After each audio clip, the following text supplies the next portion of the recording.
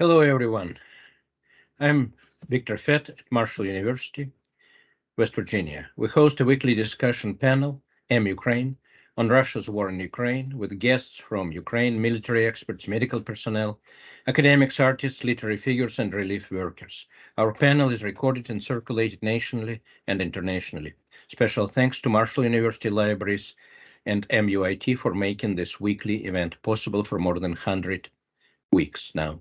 If you are joining us live on Teams, please feel free to use the chat to post questions for our guests.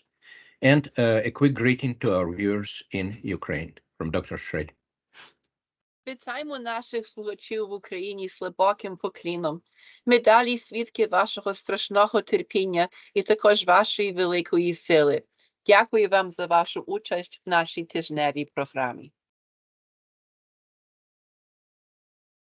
Before I introduce our today's speaker, our own Dr. Anara Tabyshalieva, I have a sad task to inform everyone about the news, if you haven't heard yet, about death of Alexei Navalny, the main contender of Vladimir Putin, his direct adversary, and the person who bravely fought as David from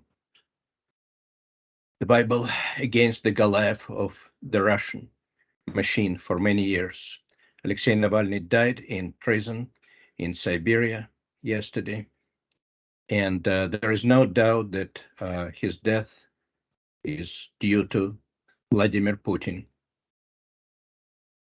We hope that it will not be in vain and that his followers will eventually win. Rest in peace. I'm honored to introduce today's speaker, Dr. Anara Tabyshalieva, our own moderator for 100 Weeks, and our good friend. Anara is originally from now independent Kyrgyzstan. She has PhD from Kyrgyz National University, and then a master's in international public policy from Johns Hopkins School of Advanced International Studies.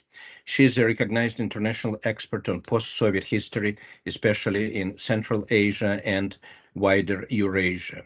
Anara has published weekly in professional literature and has been supported by leading policy organizations such as United Nations Developmental Program, MacArthur Foundation, World Bank, U.S. Institute of Peace, and others.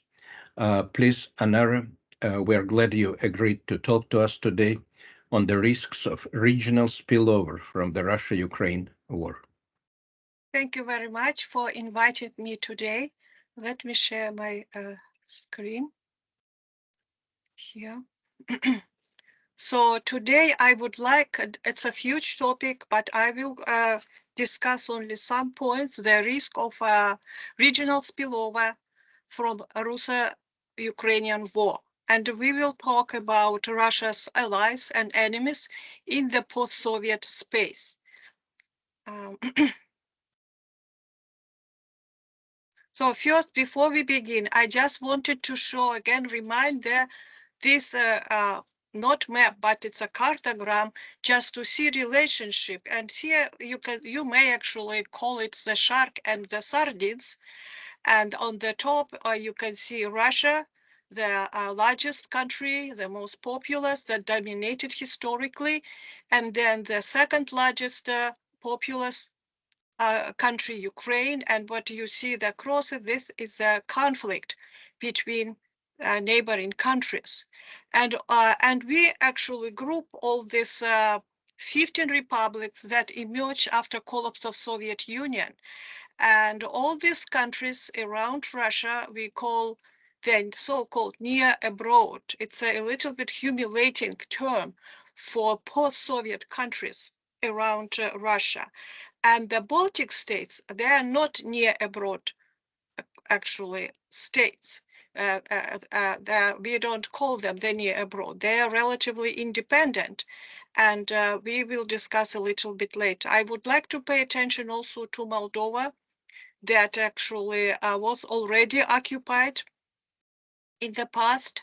And also you can find the crosses here that shows that their neighbors had certain problems where actually they fought with each other, they had conflicts, and of course they were dependent on Russia.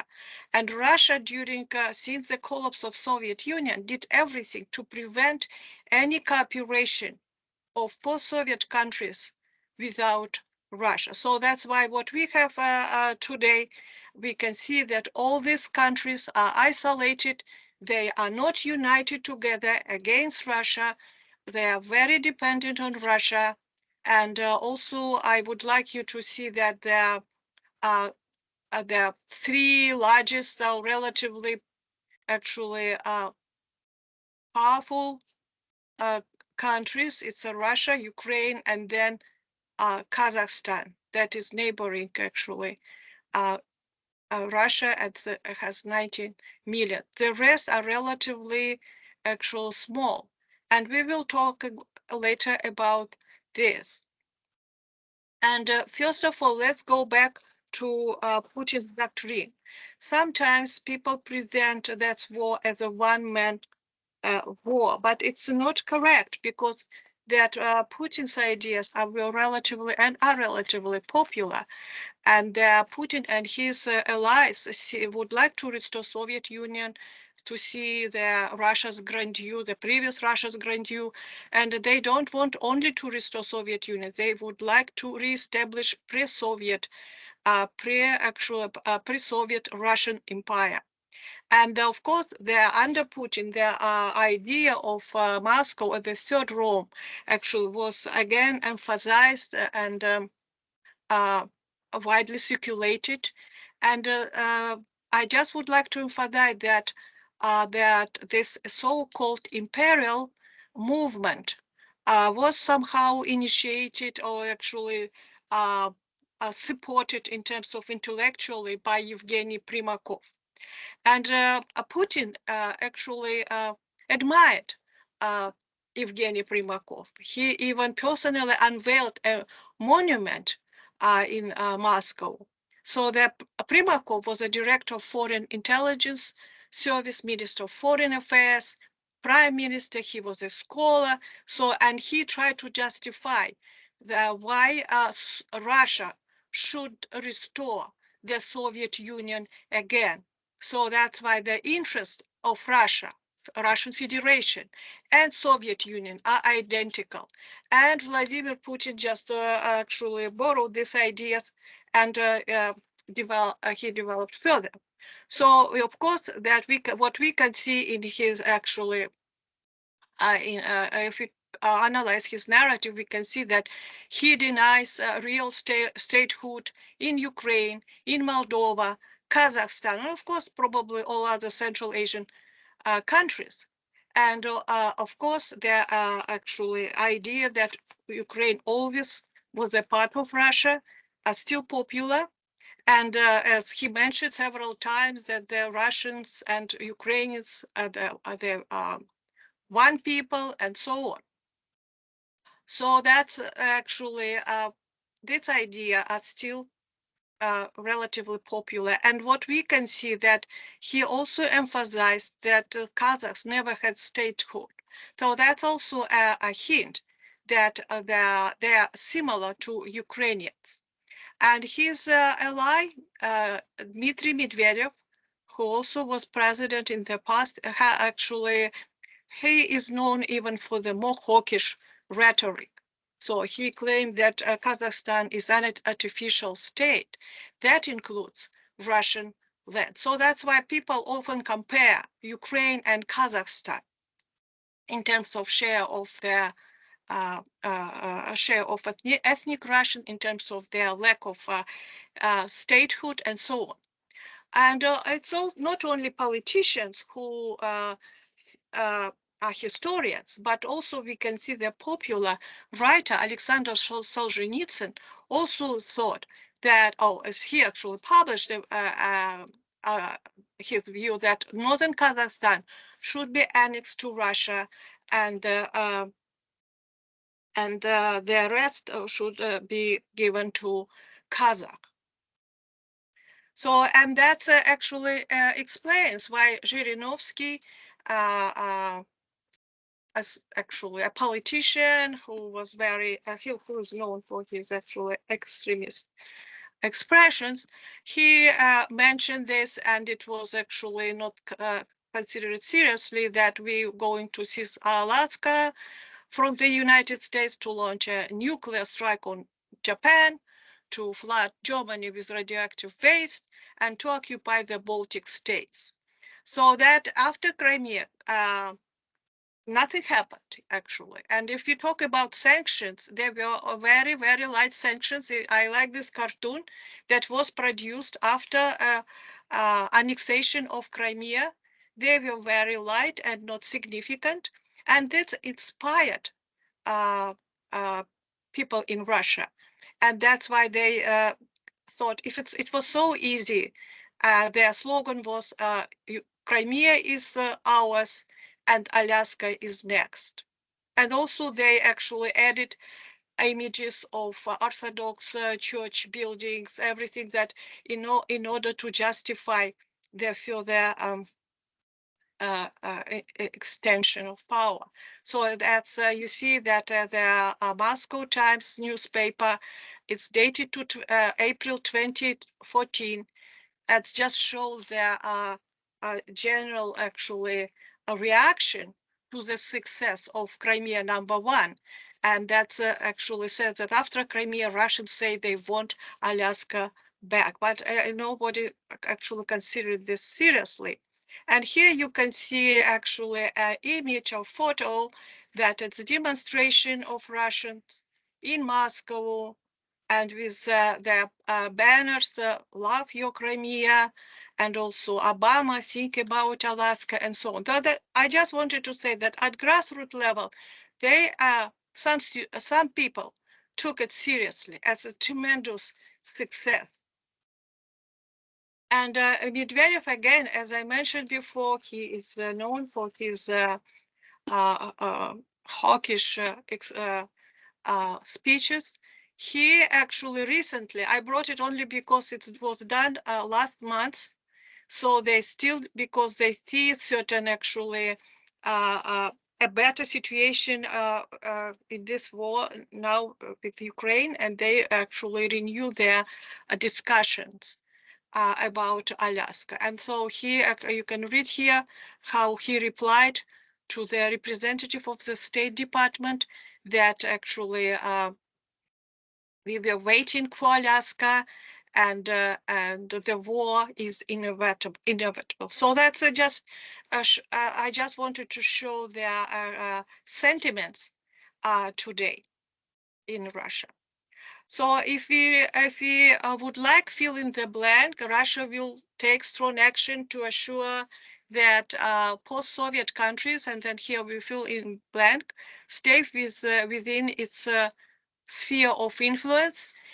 People discuss now, experts discuss who will be the first. Moldova, Russia already actually began the hybrid war there, or Estonia, or Kazakhstan, or Georgia. But what I emphasized, Moldova, Red, and Georgia, they already experienced war. They already were attacked by Russia.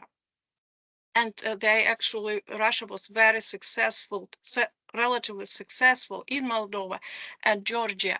And then Belarus also is a candidate for integration. So that I just would like to remind that history not was within Russian Federation, but interstate wars. It's a South Ossetia war in Georgia. It's a war in Abkhazia in Georgia. It's Transnistria in Moldova, and it's a larger Russo-Georgian war. So that's why in all these aggressive acts, we can see very similar pattern. So that's why it's easier to predict what might be the next move. So what Russia usually is doing in all these places, she actually initiates a rapid passportization. And this strategy worked very well in Transnistria, in Abkhazia, and in South Ossetia. So they actually, in this case, Russia protects citizens of Russia. So you can see here there were military operation. I just wanted to show on the map what they are actually. Both Abkhazia and South Ossetia were part of Georgia, and they were actually seized, and today they controlled by Russia. And Russia has certain military units there. And what actually is happening today, Ukraine, very similar what was in previously in Georgia. So what Russia is doing, Russia annexed actually Crimea and began passportization, rapid, sometimes forced passportization. Here is the image. You see how the old woman is forced to apply for a passport. So, and then having 1.5 million citizens, Russian citizens in Crimea, Russia can claim that now she protects our own citizens. So that's you can see that that is a weapon of Russia for their territorial claims. And rapid passportization actually is damaging when we talk the young people, especially children, and so on. So I just would like you to see certain patterns in all conflicts that Russia initiated. And again, we return to Medvedev because he actually expressed sentiments of certain people in Russia that he believes that Russia should stay in there actually from the beginning when he was president, that Russia actually should be actually should control Georgian territory, and because Russia has historically a guarantor of the for security of the peoples of the Caucasus. So, and this remains true today. So that is the narrative what used typically for Caucasus, for Central Asia, for Ukraine, and probably might be used in the Baltic states. So I just would like see similarities of this rhetoric. So if we see that if we anticipate Russian aggression, I distinguish group number one, who are the most vulnerable candidates, and probably Moldova. Although Moldova is a candidate to the European Union, but it's a very long process. And this means that it may take longer, and Moldova doesn't have this time. And unlike Estonia, Moldova could not be protected by NATO. So then, and of course, the size of Moldova also is an invitation for Russia. And if you see the next candidate, Kazakhstan, we can see both with Kazakhstan and Estonia similarity. It's has common border, and ethnic Russians in Kazakhstan make 15–18% of population, and they live predominantly in the north. And Estonia also actually has significant Russian population, almost 25% in Narva, is actually close to borders. And but Estonia is more protected because Germany would like to deploy 4,800 troops by 2027. And it's interesting to see that there will be first German permanent foreign deployment since World War II. And then another candidate is Belarus. And it's interesting because Alexander Lukashenko is a president like Fidel Castro or Mao Zedong. He is actually the longest serving European president. And there was a secret document that a journalist released that the Belarus could be fully integrated into Russia by 2030. And let's just stop here with Belarus and see that this possible marriage in the future. Belarus actually has only 9 million people and Russia 144. And this document that called Strategic Goals of the Russian Federation in Belarusian Directions tell us what is a possible scenario also for Ukraine. So that according to this document, Belarus should be fully integrated into Russia by 2030. Under fully integrated, Russian planners imply a common currency, common cultural space, common approach to interpretation of history, and also the final dominance of the Russian language over Belarusian. So that's actually very interesting point. And let's go further to the next. It's an actually a story that I just decided to include, that Belarus helps Russia to actually in systematic deportation of Ukrainian children. And here, this is a recent picture you will see dated to November 2023, how children are collected from Ukraine. Of course, they are actually presented as Russian citizen, and they sent to Belarus to be trained, to be educated, and even actually military trained. So that's a very sad story that what we can see today actually in this sphere. And very interesting that in this with this grim news, we have very positive news and very unlikely, very unusual ally, I would say, of Ukraine. There's a Qatar government. Qatar government pays money, hires people to release children, Ukrainian children from Russia. And here's an example. You can see that recently 6 Ukrainian children were actually returned from Russia via Belarus to Ukraine. And that's with support, logistical support, with the actual, of course, material, financial support of Qatar. And also before that, that other actually children, the 4 children, were also returned from Russia to Ukraine. And next victim, possible victim, might be Estonia. And Estonia is, as I mentioned before, a relatively small country. And on this actually picture, you see Zelensky together with Estonian Prime Minister. And they are actually, this is image actually sent us a message that they will resist together against Russian aggression.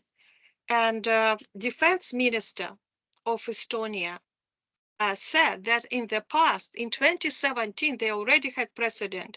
Russia deployed 120,000 troops across the border of the Baltic states. And that actually they believe, I mean, the locals in Estonia and experts believe that Estonian government estimates that it may take 3 to 4 years for Russia to invade Estonia, and it might be a test for NATO. And I would like also you to see that how it is close. I remember when I was a student and I visited St. Petersburg, I had museum practice, and together with my friend, we wanted to see Tallinn. We took bus late night, and in the morning, early morning at 6 a.m., we were in Tallinn and had a nice breakfast here. I just wanted to show how close Estonia, Tallinn capital, Estonia, to Russia. And it took only 6 hours to actually reach Tallinn. And there I would like also you to pay attention to this city, Narva, that is has a significant share of Russian, probably 46% or 36, and then also other people with without passport.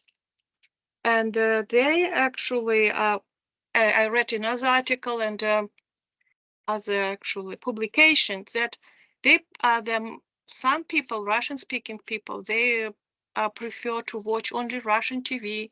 They support Russia's actually war, so they're not fully integrated, and that's actually a headache for their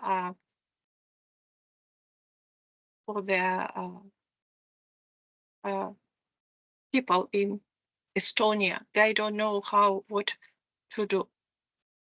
I just wanted to show the vulnerability of Estonia, and you see that recently Finland became a member of NATO, and also shares relatively long border. And also on this map, you can see the share of Russian population, and 25% in Estonia, 27% in Latvia, and less in Lithuania. And of course, they are part of, they are members of NATO, but nevertheless, they all very, very concerned. And you see from this graph how they concerned. This is a bilateral commitment as a percentage of donor country GDP. So you can see a tiny Estonia per capita helps Ukraine more than United States, than Netherlands and Sweden and so on. Then followed by Latvia and Lithuania and Poland. This graph tells us how these states are vulnerable today. They are just actually crying for help. And another, you can just compare to United States, or they're actually even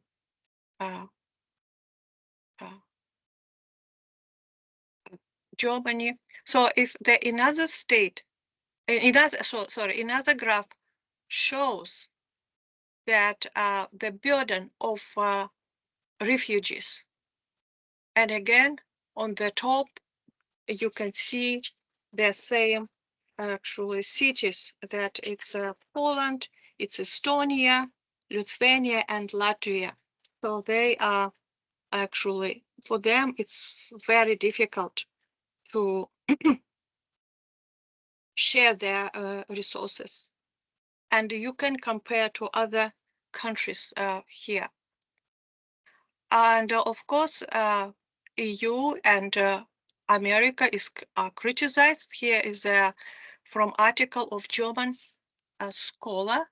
He just says that Europe is sending Ukraine more money than the US, and that he actually published this graph.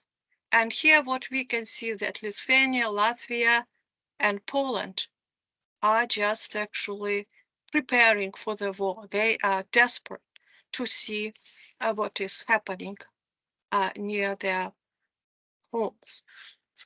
And of course, as I mentioned before, US is criticized. It's not sufficient when we consider aid per capita. So I have a nice video clip that NATO general talks about a real threat and possible wars in actually this region, in the Baltic region, and actually somewhere else. So in Moldova, if we have time, we can watch a little bit later.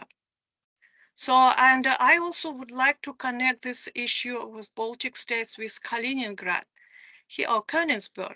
So Kaliningrad was actually, you probably remember history the World War II. After conclusion of World War II, Soviet Union was given a control of Kaliningrad territory at the Potsdam conference, and today we can compare Kaliningrad to Western Berlin, so somehow very similar, strange situation.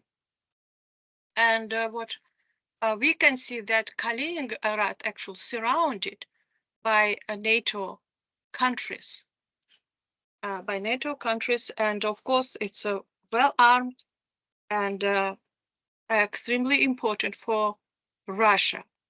So you can see it's a heavily armed. There's many divisions. They have a nuclear weapon here, and of course that is a tremendous threat for the NATO, for Europe, and other countries. So that another topic that is related to this is the Suwalki Gap. This is a narrow corridor that actually connects Belarus and Russia to Kaliningrad. So that Suwalki Gap is the weakest point of actually of NATO here, because the purpose of Russia to have actually direct way to Kaliningrad, and another way to separate or cut off the Baltic states from NATO countries and from the other countries. So that's why we believe that it is a vulnerable spot where people may expect any problems and many actually unusual things. That's a provocation. So that if we go to the next, we can see that the another candidate is Kazakhstan. Kazakhstan is actually extremely vulnerable. And after the Crimea, when Crimea was so successful, experts discussed who will be the next, Ukraine or Kazakhstan. And many believe that it will be Kazakhstan, not Ukraine, because Ukraine is very actually, it's more popular, and Kazakhstan is an easier target. So what if you look at Kazakhstan, we can see a long border. This is the world's second longest land border after US, Canada. And 12 provinces of Russia share border with Kazakhstan. So economically, Russia and Kazakhstan are extremely dependent on each other. And at the same time, Kazakhstan is serving as a land bridge from Russia to the rest Central Asian countries. And Russia can communicate with Turkmenistan, of course, only through a Caspian Sea. I just logistically and economically and politically, Kazakhstan is extremely important for Russia. And of course, as we discussed before, that thousands and hundreds of thousands of Russian men migrated to Kazakhstan in order to avoid mobilization. So you can see that Kazakhstan is extremely important for Russia and politically too. And I will explain a little bit later why. So here you can see that ethnic situation. And I traveled across Kazakhstan. I had a project. According to this project, I visited 11 cities in Kazakhstan. So I know that actually the ethnic makeup, and I see the vulnerable spots of Kazakhstan. So you can see Kazakhstan, population of Kazakhstan is around 19 million people. And it's in the north, you can see north, that is a mixed population, Russian, Ukrainian, and Kazakh, and predominantly actually Russian groups here, and totally probably ethnic Ukrainian constitute 18%, maybe more than 3 million people, and some of them are supporting Russia. They wanted to be part of Russia. Very similar situation what we can see in Ukraine, and so that's very, very important that many experts consider that this as a Kazakh Novorossiya, Kazakh Donbass and Luhansk. And we can see what happened there next a little bit later. Before we go to the reaction of the president, of Kazakh president, I would like you to pay attention to military bases. Why, in terms of strategically, Kazakhstan is extremely important for Russia. So Kazakhstan and Russia share Baikonur. Here's a Baikonur spaceport. It was founded in 1955, and it's actually, and Russia leased Baikonur until 2050, and uses for their actually its all own space project. And also there another place, Sarishagan, anti-ballistic missile testing range, and so on. There, besides the other important, strategically important objects, and that is they were built during the Soviet time, and actually both Kazakhstan and Russia have certain interest in this. And also we shouldn't forget that Kazakhstan is a resource-rich country, and that actually makes Kazakhstan very attractive for Russia. So if we can see what is a reaction of Kazakh president, Kassym-Jomart Tokayev, we can see that the only president in form and actually in the near abroad who dared to criticize Putin publicly. It was televised event, and he said that Kazakhstan does not recognize self-proclaimed Donetsk and Luhansk People's Republic, and he referred to the UN principles of territorial integrity, and of course that led to tension. But there was a very rare moment in the post-Soviet history when actually we exclude Baltic states, when that satellites openly criticized Putin. And what actually Tokayev wanted to tell us, we can read this actually in his statement. He's a professional diplomat, so he actually said in very nice, polite way. He actually, his message was no one criticized Luhansk and Donetsk except Syria and Venezuela, and we are against Kazakh Novorossiya. We never will be like this country, this actually regions.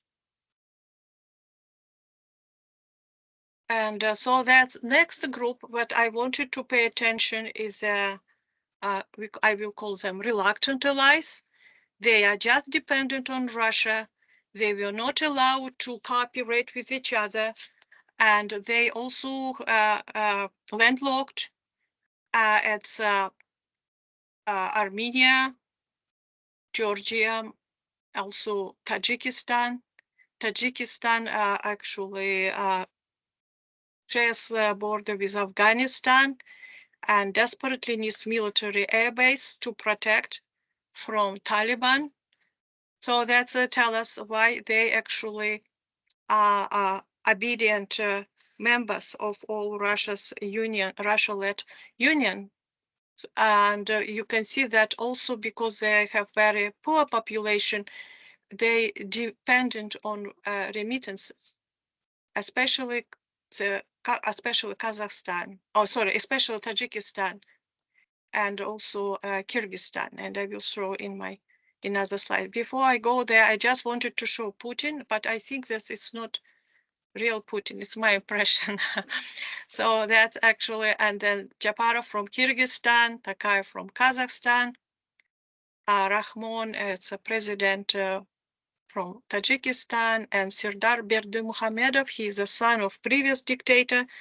And Turkmenistan often compared to North Korea. This is extreme case of dictatorship. And I just wanted to say, since war began in Ukraine, Putin quite often visited Central Asia. That was very unusual, actually, for him.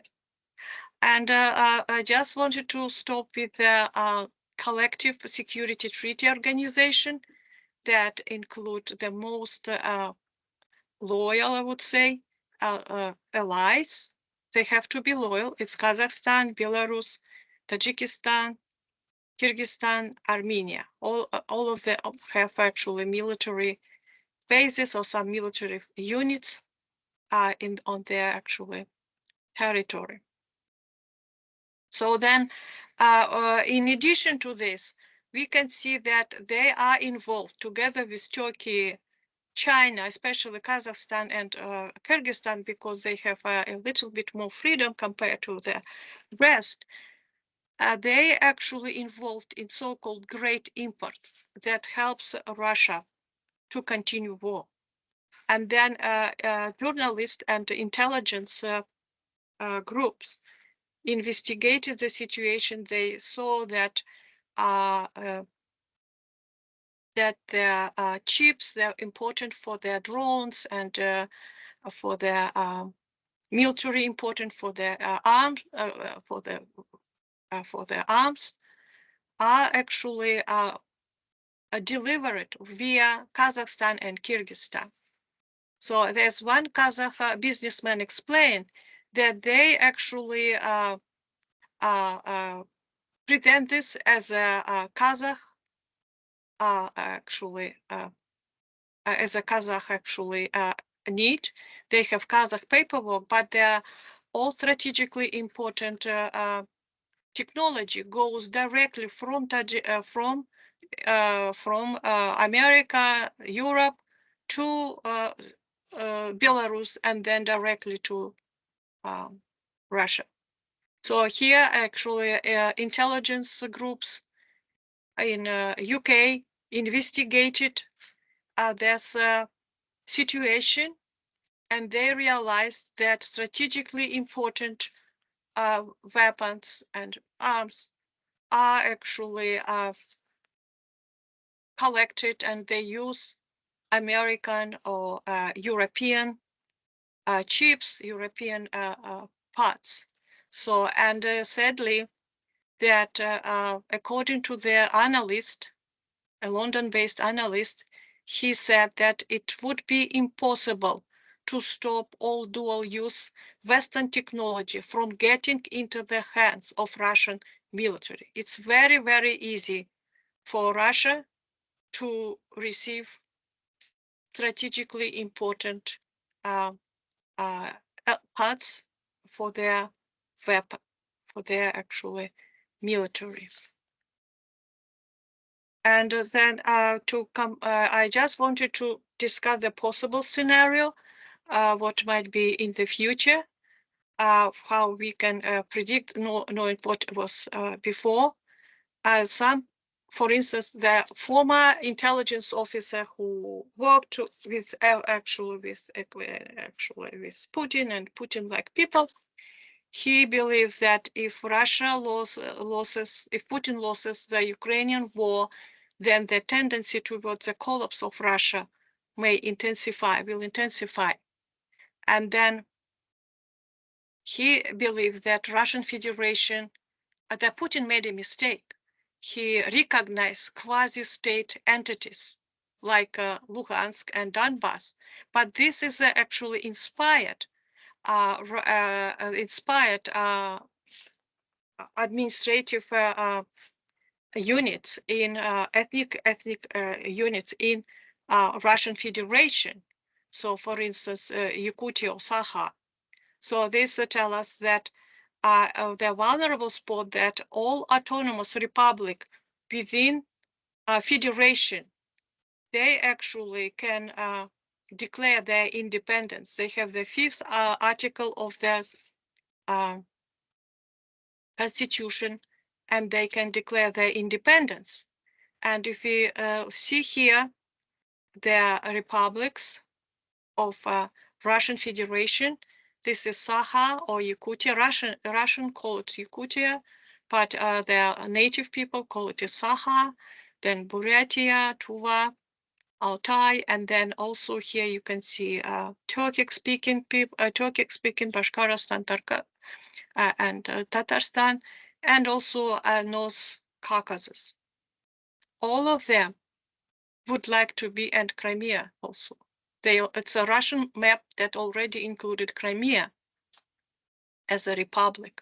So all of them would like to be independent from Moscow. So this is official map just to show the complexity. Everything what is gray is actually republic that officially could be independent. And this is also map of Russia that included Crimea as this actually entity of Russian Federation, as a unit of Russian Federation, and also I included actual Transnistria that actually controlled by Russia. So, and the red names, Bashkortostan, Sakha, Tatarstan, Chechnya, and Crimea, they are ready to be more independent. And especially Chechnya. Chechnya was from the beginning the most rebellious actually part of the Russian Federation. So here you can see it's not Ukraine. That it's a Grozny. It's a Grozny. It's just tell us about destruction that happened in 1995. In 1995, when many people died, we don't know how many people died.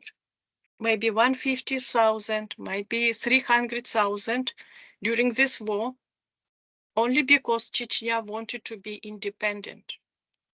So that's actually tell us that their strong desire to be independent from Russian Federation.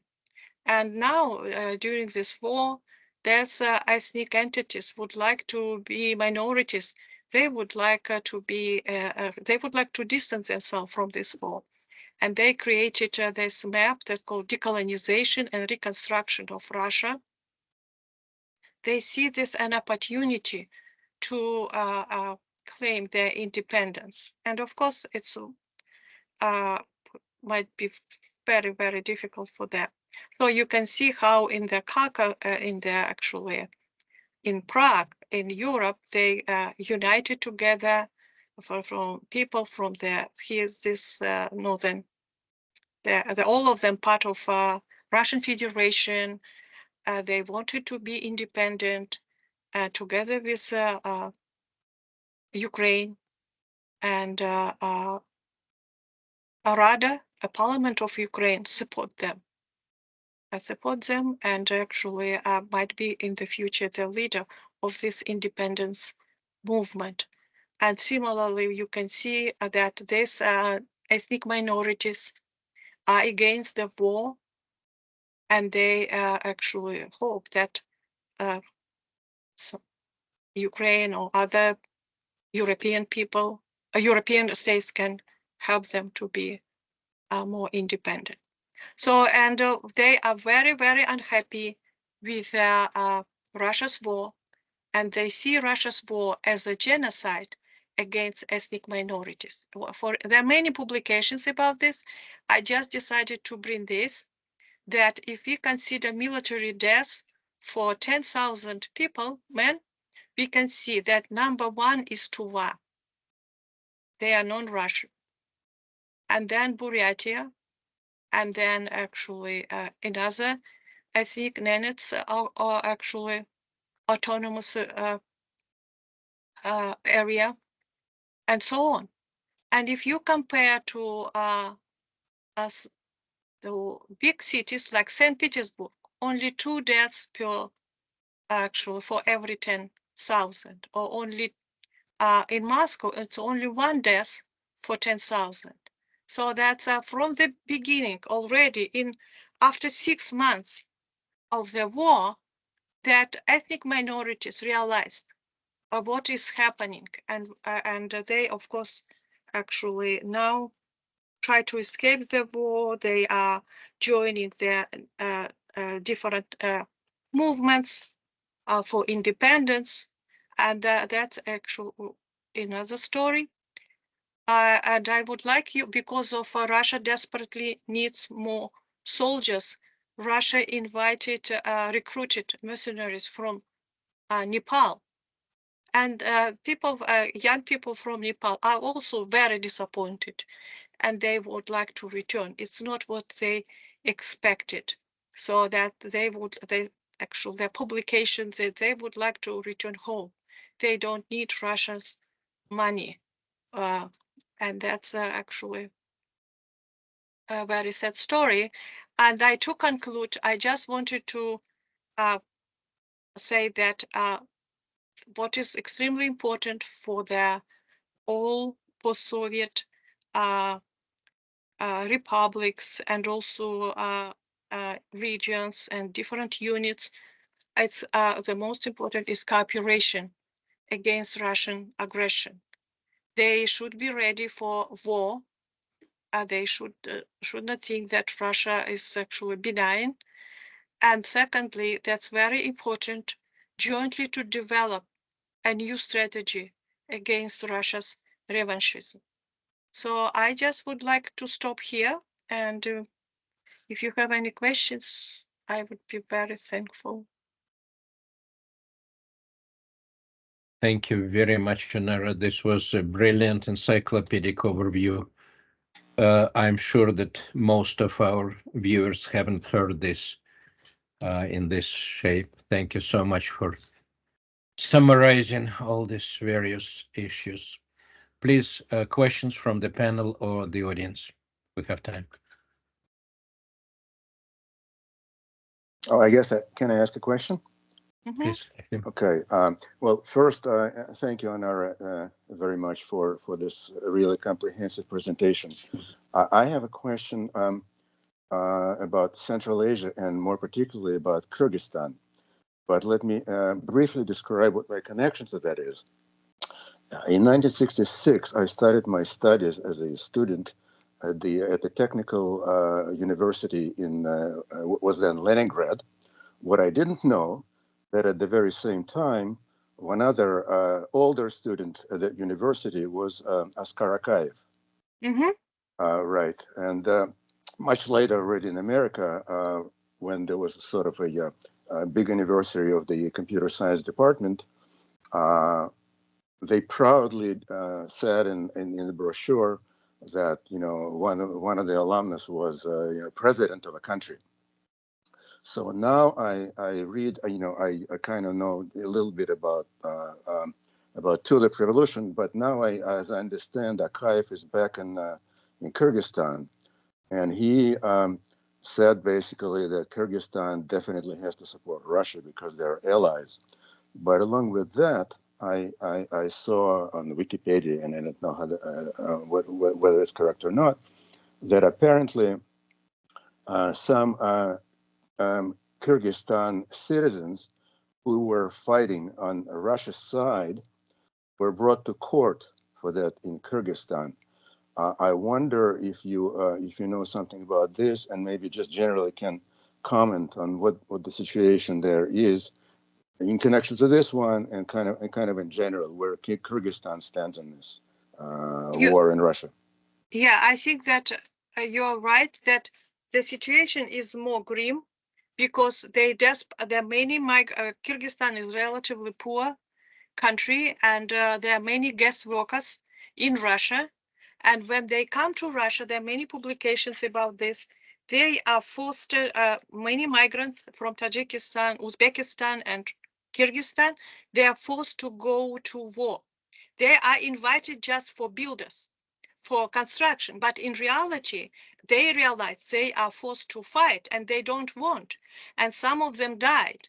And when they return home, they could be jailed because according to the laws in Uzbekistan, Tajikistan, and Kyrgyzstan, they are not allowed to fight for Russia. And especially their hidden sympathy for Ukraine. They're actually everywhere. You can find at all levels, but they didn't dare to show this. So that's why these migrants, guest workers, they are true victims. Because sometimes they couldn't understand Russian, or sometimes they are just deceived, and then actually discover it. Instead of going to somewhere in Russia, they already in Ukraine, and they should rebuild certain buildings. And you see why Russia successfully rebuilt the occupied territories, because of these migrants from Central Asia. They brought and they forced to rebuild actual destroyed buildings. So there are many sad stories when these people, when they return, some of them died, but if they return back, and they could be jailed for this Were they in act, fact because it's against constitution. were they in fact sentenced and jailed, or what is the story there? There are different many stories. It depends, but mostly it's condemned. It's not allowed, but it's a very asymmetrical situation between Russia and actually ethnic republics, and especially that migrants. There, there's so many stories about abusing this, especially young men, and that we just surprised that the Radio Free Europe even created a special channel that discusses every day, almost every day, different stories. And what they are doing, they are jail sometimes migrants, and then for minor actually crime, and they force them to go to war where they may die. So that's actually very sad story that some Central Asians there, but they are maybe fighting on both sides. In my presentation, I just wanted to show that we should reject abstract actually view that they're only Russian and they're only Ukrainian. It's a truly international war, and you can see how many young people from different countries are involved, and how they are actually maybe misled by planners.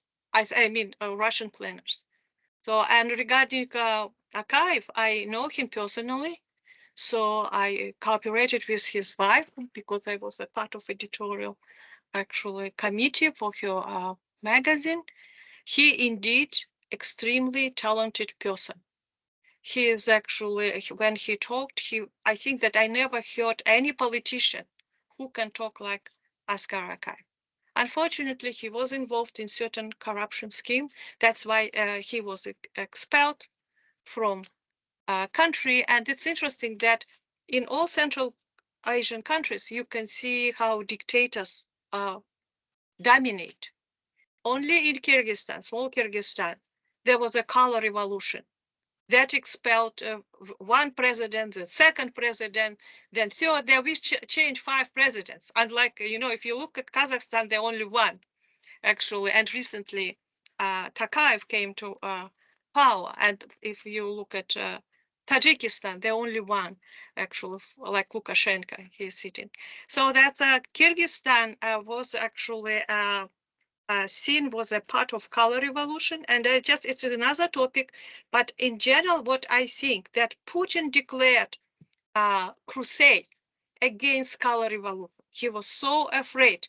Color revolution, he believed that color revolution after Ukraine, after Georgia and Kyrgyzstan might be in Russia. And that's why he deliberately targeted. First, he destroyed, diminished Georgia. Then he damaged Ukraine. And then actually for Kyrgyzstan, it was easy to do because the fifth unit of FSB is operating there. They can actually be, for instance, we know about this, but we don't have many facts, but we know some ethnic conflicts, inter-ethnic conflict, social upheavals, somehow related to their actually secret operation of FSB. So that's why the Russian intelligence services have many possibilities to disturb situation in small countries. That's why it's well known, and that's why it's you see that on the surface how other post-Soviet countries support Russia because of a tremendous fear and experience of this instability. Thank you very much. Just quick follow-up. Would you say that Akayev right now is very clearly pro-Russian, or is it more complicated than that? I don't know, because he lives in Moscow. It's very interesting. The first president lives in Moscow. The second president lives in Belarus. People wanted to jail him for corruption, but Lukashenko invited him and protects him now. So that's why the second president is in Belarus. So that's how actually happened. And it's very rare for Central Asia. Okay, thank you. Mm-hmm. Thank you, Fim. Great questions, great explanations. More questions, please. It's a lot of material to cover. Katerina, please. Anara, we are sitting here absolutely amazed and in awe of what you've presented, and grateful for how you've educated us. There's so many things that I can ask about, and I will narrow it down to one question, but I just want to just kind of sum up some of the points that just struck me as incredibly valuable. The vulnerability of Estonia by proximity, the amount of help that Ukraine is getting from European countries, especially the Baltic states, and the bulk of the refugee burden, the vulnerability of the Suwalski Gap. These are such great points. So I do have two questions. My first question, and they're unrelated, so I'm happy to yield the floor to someone else after the first question. Belarus, is Belarus a willing accomplice or acting out of fear? You talk about how it helps with the systematic kidnapping of Ukrainian children, which thankfully Qatar is actually stepping into. That was also news to me, so thank you so much for that. You talk about how in that plan, there's plans to incorporate Belarus into Russia, common culture, common understanding of history, common space, common currency, common language. Do you? It sounds like the impression I have is that Belarus, from just the little bit we've talked about, is that Belarus wants this. Is that true? That people want this, or are they just acting out of fear? What's the motivation there for the closeness between Belarus and Russia? So that, Lukashenko is often called, before people trust Putin, they called Lukashenko the last dictator of Europe. That was his name, the last dictator of Europe.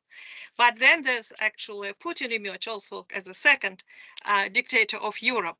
So Lukashenko actually was sitting for a long time, and he became unpopular, especially among young people. And there was actually opposition leader, Tikhanovskaya, who won elections, but the people were actually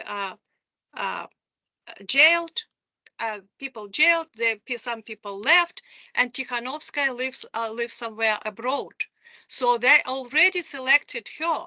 They already selected the future, but then their troops actually toppled this opposition. And because of the proximity of Russia, probably Russia helped with this too. And that's tell us that Lukashenko is very old, and it's clear that he will leave soon. That's why I believe that the next candidate that could be absorbed by Russian Federation might be Belarus, because they actually annihilated almost all opposition leaders there. And there's so many terrible stories how that these security forces are cruel, how people are tortured, and that's almost impossible for opposition to operate in Belarus now. And actually very similar what we can see in Russia. And that's actually, and recently Lukashenko was very sick. In one meeting, he was sick. He could not, people believed it, at least let's say, discuss this. And they think that that's why he is still there, because in the future, Russia will just integrate Belarus and then may have access to Suwalki gap, and then can actually might be more close to Kaliningrad. And that's why they created this terrible document that probably they created document like this for Ukraine too, but everywhere you can see similar, actually similar blueprint. It's even was not during Soviet time that we have the same interpretation of history, the same language. So that's very, very, very weird. When I read this document, I was just surprised. Common language. I did not mention that Russians constitute probably 9 or 7% of population, but everyone should speak Russian. So that's actually their future. They might be in Ukraine if Ukraine fails. So that's already, and I brought this actually, would say, a landscape only because I see that Russia is not inventive. Everywhere she used the same scenario. Yeah. Wow. So you mentioned just now Kaliningrad. Do you know, is life in Kaliningrad, is it more Western given where it is, or is it more what it was like under the Soviet era? Any sense of the culture there? I have one actually friend from Kaliningrad. He lived there, he escaped. There, people like Kaliningrad. Many wanted to migrate and live in Kaliningrad because they like everything European. They like actually German European culture. They really enjoy. And there are actually two worlds in Kaliningrad. The military units, and also there are people who enjoy Western style actually life. So that's why Kaliningrad was considered one of the best places to live before war. And I know some people in my country, they wanted to migrate only to Kaliningrad and live in Kaliningrad. Well, thank you. Thank you so much. I cannot thank you enough for this great presentation. Thank you also for alerting us to the plight of the ethnic minorities who are forced into this war, and the situations of the Nepali mercenaries and others. Thank you so much for all this. This is absolutely fantastic. Thank you for your time. Thank you, Katerina and Anara. More questions, please. We have good representation today. We have guests. We have our friends. Please don't be shy. We know that this geography and history is requiring a special training, and that's what we're doing right now. Please, as we're waiting. Yes, Yefim, once again, please. Yes, Go ahead. if I may, just sort of a data question. Yes. I had the impression. And I will. Yeah. Yeah, I had the impression that actually the proportion of Russian speakers in the Baltic countries was higher, but maybe than what you listed. But maybe it's sort of older data. I had the impression in the past that it was higher, especially high in Latvia. Yeah, I agree with you.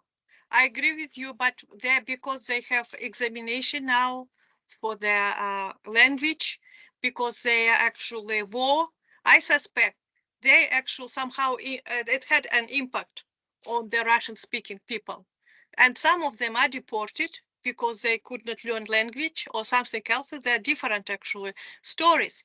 I think that the recent actually data might be totally different. So that's but I read stories how Russian speaking people in Estonia, especially in Narva, very close to border, they don't watch local TV, they watch only Russian TV.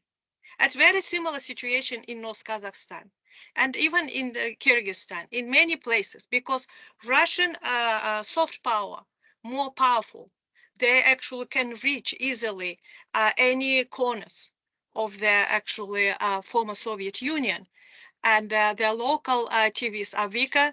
They could not compete with Russia propaganda.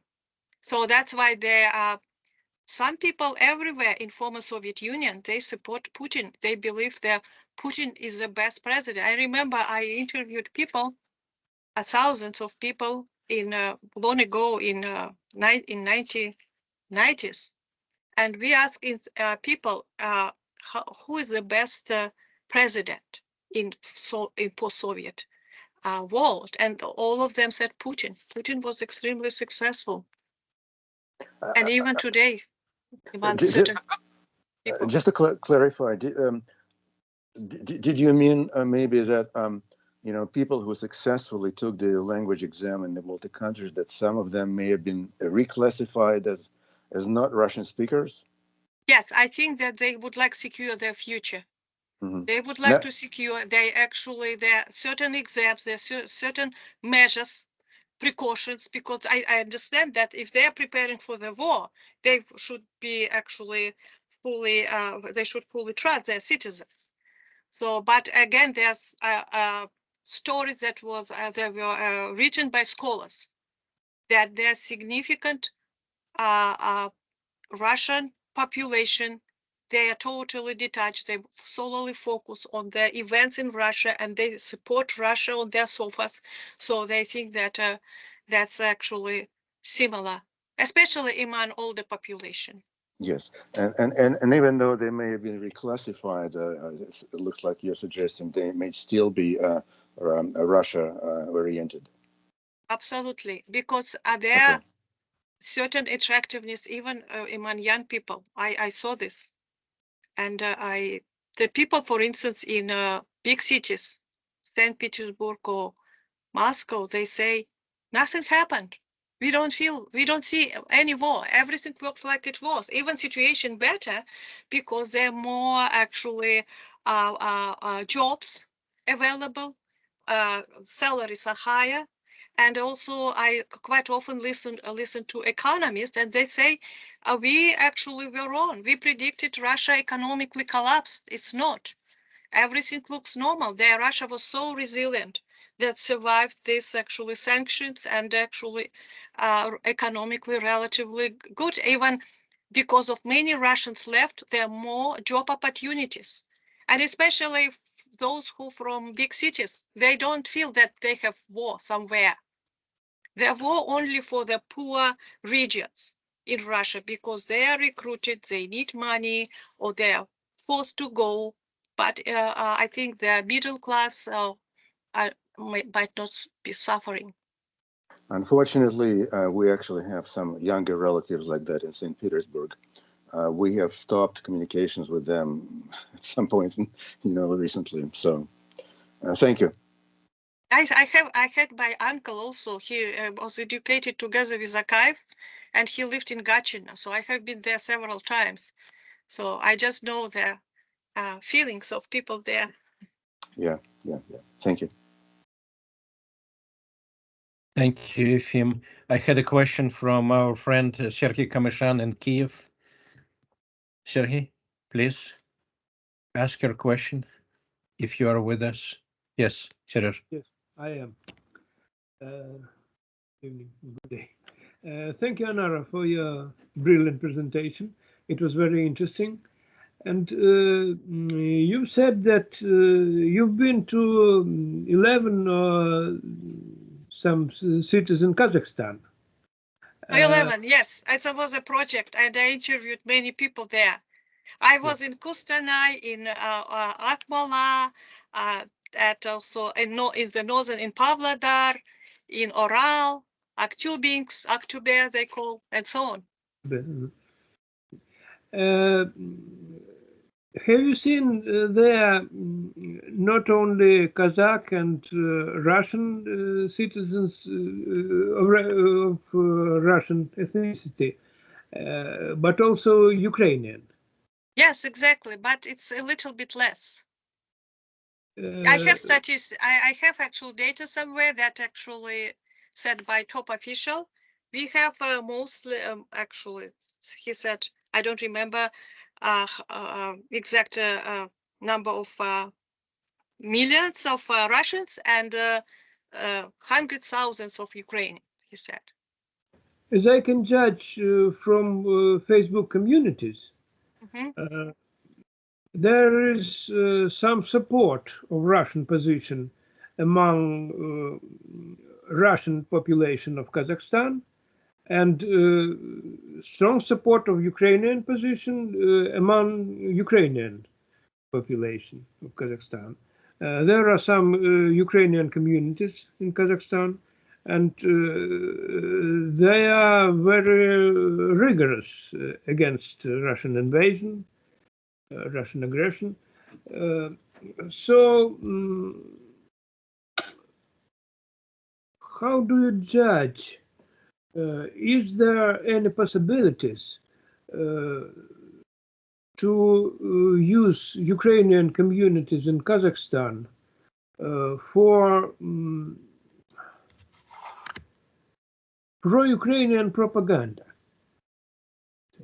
I think in general it's no need, because they're at the grassroots level, we can see, even among officials, they quietly support Ukrainians. They're on the side of Ukrainians. They send their actually products, different actually materials to Ukraine, and they actually help Ukraine in many ways. So they're very if you actually listen to local TV and radio, they are very, very friendly coverage of Ukraine. They are with Ukraine, but the actually officially there are certain actually top officials. They could not actually afford to say their to express their sympathy. But in general, if you see that people on the side of Ukraine, they support, and we have many Ukrainian migrants as well.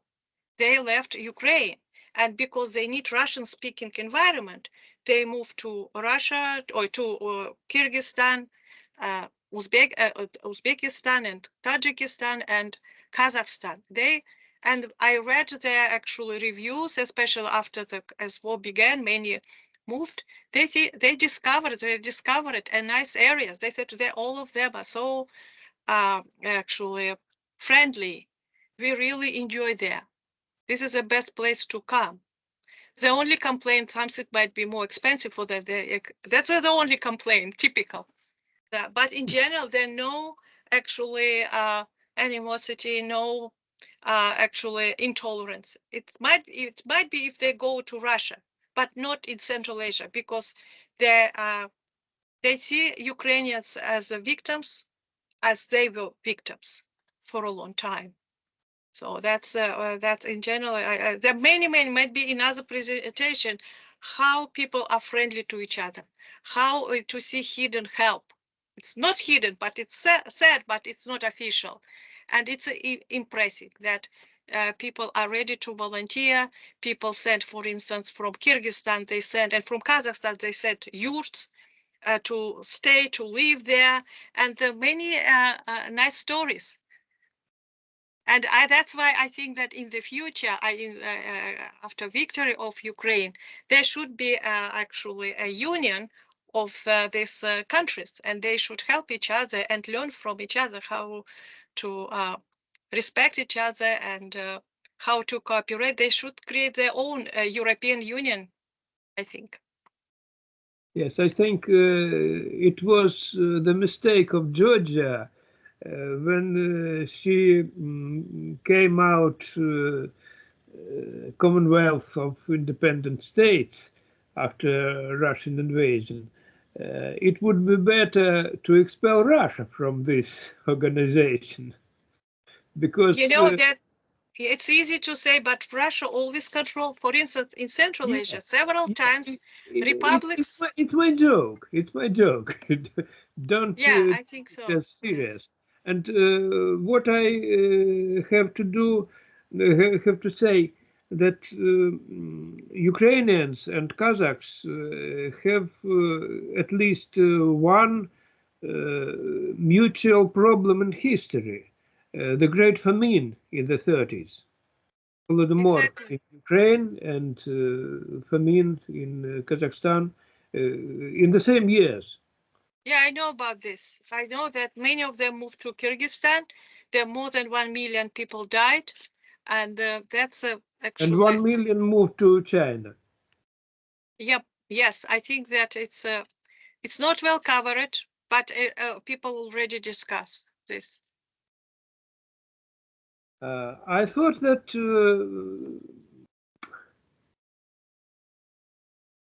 Ukrainian part of history of Kazakhstan may be in use for information propagation in Russia. The fact is that Ukrainian settlements in Kazakhstan and in Western Siberia were formed in 1880s and 1910s, Stolypin reforms, you know. Yes, and this was more or less compact region of Ukrainian population there. Omsk region, Novosibirsk region, and northern Kazakhstan, they were communicated, it was called in Ukrainian ethnography the Grey Wedge. Some diaspora communities are called wedges in Ukrainian. Green wedge in Far East, pink wedge in Kuban, and gray wedge in Western Siberia and northern Kazakhstan. And the fact is that Trans-Siberian, when you move from east to west, after Omsk, there are two railways to the north to Tyumen and to the south to Kurgan. And the railway that comes to Kurgan goes through Petropavl, former Petropavlovsk. That is Kazakh territory. So this may be used to transport some printed materials, so to say. Thank you one more time. Thank you.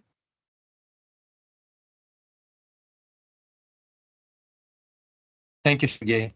I think we're closing, going to close to our final moments. If we do not have any more questions, I will thank Anara once again for bringing us this wonderful information so encyclopedically at the moments when everything is in the air.